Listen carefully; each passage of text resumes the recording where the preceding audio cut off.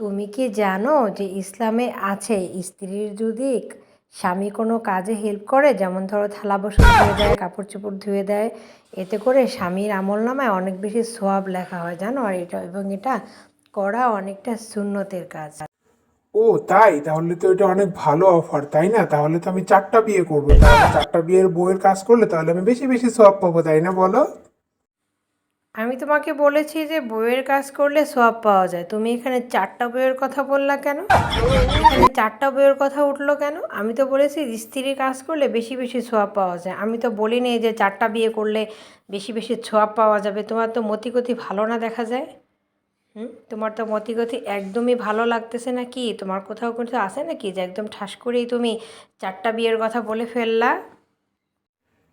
না না, এটা থাকবে কেন? আসলে তুমি বললা তো বেশি বেশি সওয়াব পাওয়া যায়, তাই আমি চিন্তা করলাম যে যদি 4টা বিয়ে করা যায় তাহলে আর বেশি বেশি সওয়াব পাবে না। 4টা বইয়েরই কাজ করলাম, না হয় ঘর থালা বাসন ধুয়ে দিলাম, সব কিছুই করলাম, তোমরা 4জনে মিলে অনেক আনন্দে নাস্তা খেলা গল্প করলো, আর আমি তোমাদের সব কাজ করে দিলাম, তাহলে বেশি বেশি সওয়াব পাবে না?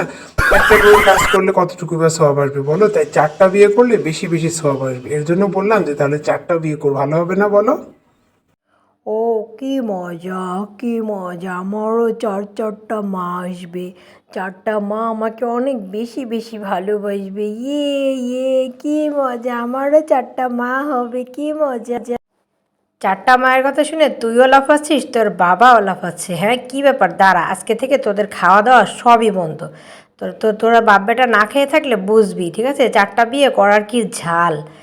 আজকে থেকে তোদের কোনো খাবারই দিব না। আগে চারটা বিয়ে করবি, চারটা বউ আসবে তোর বাবার, তারপরে সেই চারটা মা এসে রান্না করবে, তোর বাবাকে রান্না করে দেবে, তারপরে খাবি। আজকে থেকে তোর আর তোর বাবার আমার বাসায় খাওয়া দাওয়াই বন্ধ। বুঝতে পেরেছিস? আমার সাথে ইয়ার্কি করো? চারটা বিয়ে করবা, তোমার চারটা মা আসবে, তোমরা তোমাদের চারটা বউ আর চারটা মা নিয়েই থাকো। আমি চললাম আমার বাপের বাড়ি। কখনো যেন দেখি না যে বাপের বাড়ি গিয়ে আমাকে নিয়ে আসতে গেছো। তাহলে কিন্তু দেখবা, চারটা বিয়ে করবা, ঠিক আছে? বউ বউ নিয়ে